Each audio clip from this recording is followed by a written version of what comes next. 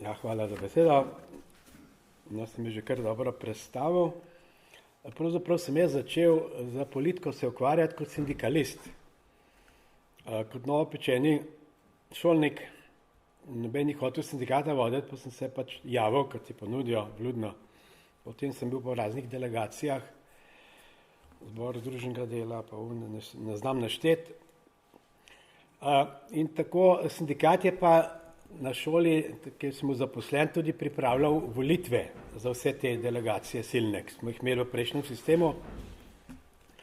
In takrat sem se postavil vprašanje, kako je možno, da na vseh teh volitvah, ki jih imamo, vedno partijski ljudje dobivajo vsa vodilna mesta. In potem sem naredil pregrešno zadevo, da sem enkrat rekel, da je naš sistem nedemokratičen. In sem me zelo napadal, in se ujezil in sem šel brati volilno zakonodajo. In pravzaprav moram reči, da nisem nikjer prebral, da partija določa kandidate. Nikjer ni tega pisalo. Glejte, to zvijačnost uma političnega. Šele mukoma sem prišel do nekega pravilnika Socialistične zveze delovnega ljudstva, kjer pa je pravzaprav ta model njihov bil jasen in transparenten. Tam je pravzaprav preko konference SZDL partija določala ožji izbor kandidatov. Če se spomnite Tomaža Trčka na televiziji, kako nas je pozival k volitvam, predlagajte in tako naprej. Kaj pomagali, če smo predlagali še 1000 kandidatov, ko je bil potem ožji izbor in tako naprej. Zdaj pa zašel na moje področje preveč. No in glejte, zavzemal sem se za odprte liste. Torej, tukaj pa smo naleteli na ustavo, vodilna vloga Zveze komunistov. Zveza komunistov si je lastila pravico, da prav kot tista avantgarda določa, kdo je v neki politiki primeren, pa kdo ni primeren. In volitve so v bistvu bile enake, kot so danes v Severni Koreji. Zgolj potrjevanje partijskih kandidatov. No in ravno ta Tomšičeva poteza, njegova ključna vrednost, ki sem jo tudi tukaj pripravil, pa ne bom referata bral, samo še par stavkov povedal, je bilo ta preboj v politični pluralizem.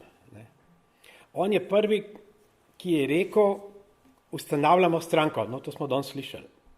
Dočim so vsi ostali drugi govorili o zvezah, gibanjih, malo so se bali, niso upali si izreči te besede. In Tomšičeva odlika je tu prišla do odraza. Njegova odločnost, premočrtnost. Ni ovinkaru. Tehnična inteligenca je taka.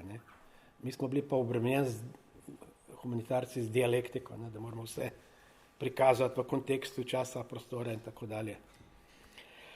To je njegova ključna odlika, kljub temu, da smo slišali, da je bil sindikalist, da je bil Slovenec, da se je boril za samostojno Slovenijo. Ta preboj politični pluralizem. Tu smo pa naleteli na hude, seveda, ovire. Čist bom bolj anekdotičen. Na Kersnikovi 4, kjer je bil iniciativni odbor, moram še to povedati, zdaj okoli datumov. Iniciativni odbor se omenja Litostroj, leta 87. To je ta datum, mislim, 9. december, 87. je bil štrajk.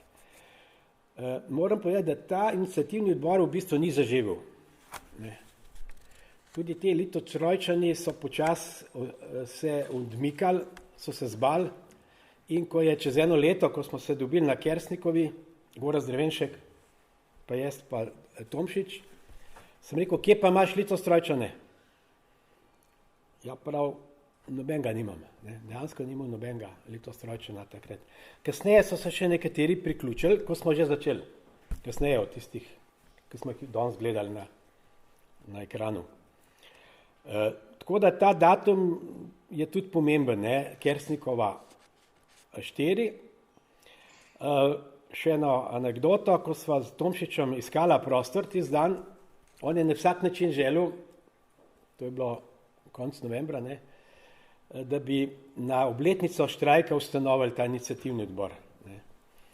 In problem je bilo s prostorom, šli smo proti društvu pisateljev, ne da nas je kdo zavrnil, je bilo zaklenen tisti dan, ni bilo nikogar.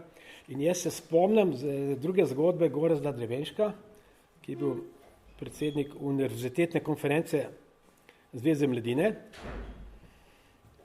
Bil je zelo radikalen, odločen in pogumen. Imel je neke lastnosti tudi Franceta Tomšiča.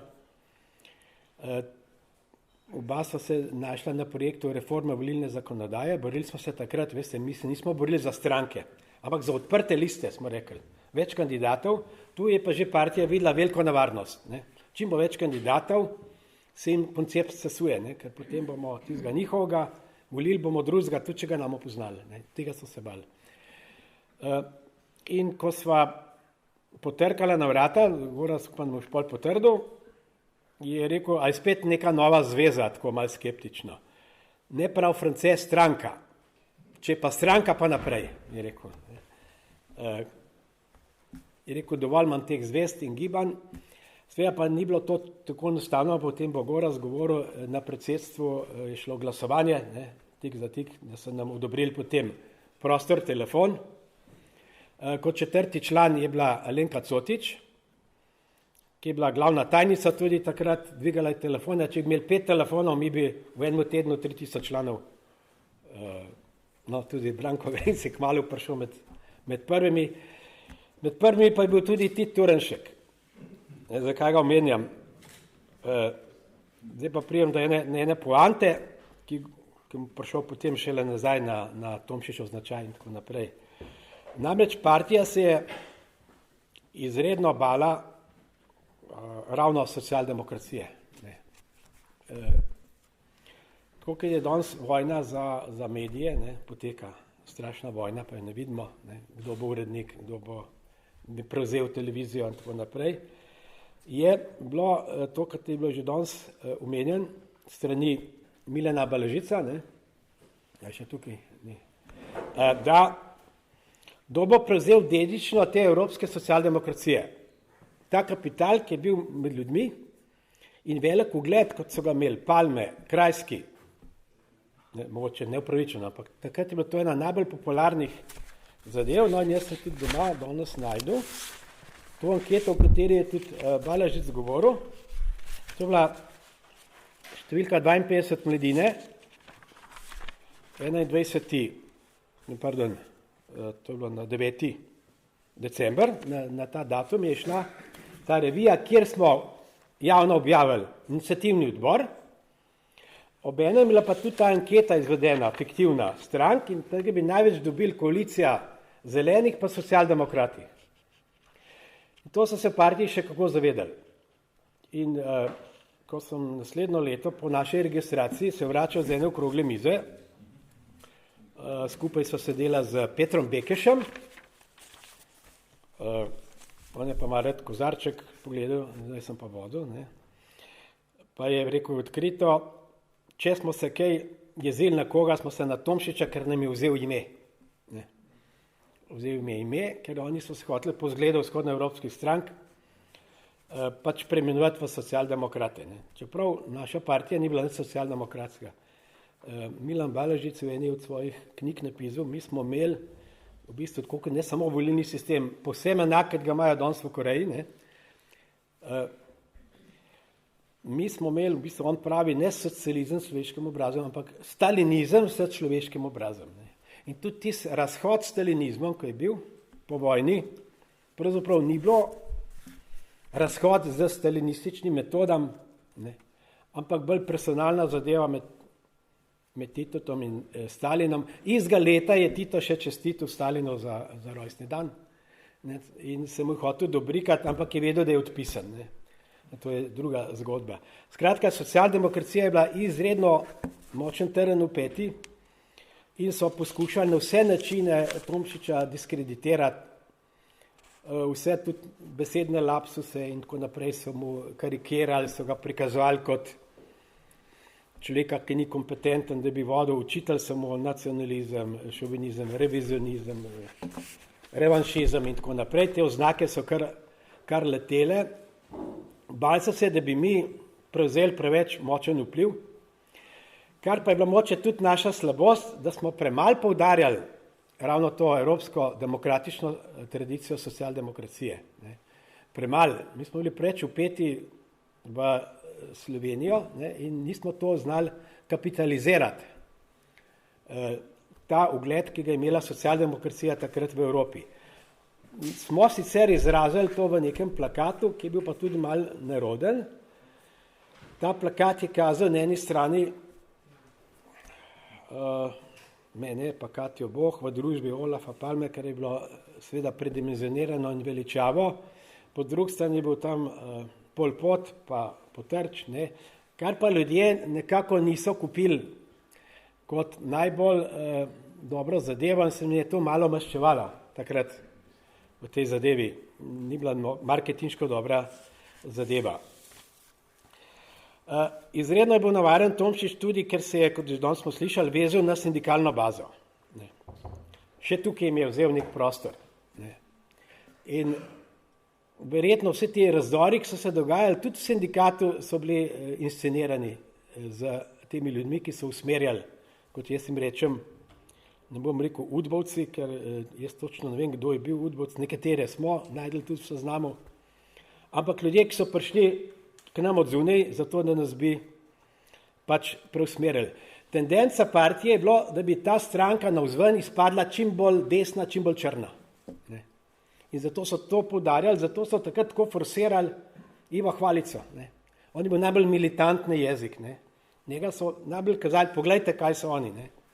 Kasneje se zgodba za Hvalico obrne, ko Hvalica začne napadati Janše. Ne. Pa nekaj demokrat, človek, ki hodi v hribe, prijazen in tako naprej. Ne. To je bila ta njihova taktika. Mi smo se zavedali, da smo prerešetan, pa nismo čisto mirovali, smo imeli tudi kontraobveščevalno službo, ne. Čeprav ne z njihovim metodam prisluškovanja, koliko so oni namontirali prisluškovanje na Sternenovi, to se Branko spomen. Nekaj nam je bilo pa neverjetno sumljivo. Jaz sem prišel okoli 11. v pisarno, po noč sta pa Erik Modic pa Jože Pučnik organizirala tehnično ekipo, ki je najdla v ventilaciji prisluškovalno napravo. Še zdaj nam ni jasno, kako je Tit Turnšek pa Borjevoj Trčel vedel, da se nekaj dogaja s telefoni. Priletela sta ob 9, vsa panična. Kaj pa je narobe? Ne? Še 5 minut. Ja. Kaj pa narobe s telefonom? Kdo jim je povedal? Jaz sem pa spraševal, kdo je njima povedal. Jaz nisem vedel, ne? Podpredsednik stranke. Ne? Ker to je bilo zelo konspirativno narejen. Erik Modic je bil, pa Franček Turner, kurir v bistvu v stranki. Edino dva sta vedela za to zadevo, pa tista dva tehnika, ki sta prišla iz tujine. Skratka, te usmerjevalci so imeli dvojno nalogo. Nas nekako sprejeti med sabo. In ta spor, ki se tudi polk Šinkovc imena z vodstvom stranke, je bil generiran strani Tita Turnška. Ne. On je dnevno hodil k njemu, opozarjal, da je tu neka skupina, ki bo pripravila udar v stranki, ki bo rušila in tako naprej. Ne. Začel se pa, sem pol gledal, kdaj je Tit Turnšek začel to kampanjo, tudi proti meni, ko sem imel v Dnevniku intervju, kjer sem rekel, to vse v kontekstu tega, da smo socialdemokrati, evropska demokratična levica. To jih je pa zbodlo. Ne. Zelo so se bali, da bi se mi profilirali kot evropska levica. Ne. In mislim, če bi se mi uspeli tako profilirati, da bi bilo tudi, zdaj jim že bolj pred koncu, da bi tudi volilni rezultat Demosa bistveno bolj drugačen. In to je tudi nauk zgodbe za tako zvani novi, bomo aktualen, Demos 2, ne? Če se bo ta izključno vezal na desno volilno bazo, ne bo dosegel tistih 50% in se mora profilirati, tako kot je pravzaprav tudi Matjaž Šinkovc v logotipu Demosa zamislil. On je to Demos, no ta ime sem v bistvu se jaz spomnil, pa ga predlagal, on je pa logotip.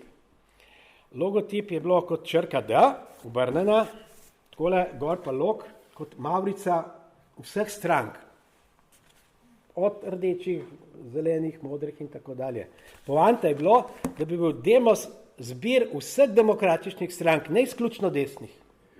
In če bi mi ta koncept furali naprej, Sem prepričan, da bi dobili 60 ali pa 70% glasov. In zato so tudi te usmerjevalci bili tako po svojem hvaležni, da je tudi ta ime, da se jim potem smo jim nekako prepustili. Ne? Oni so skozi to želeli.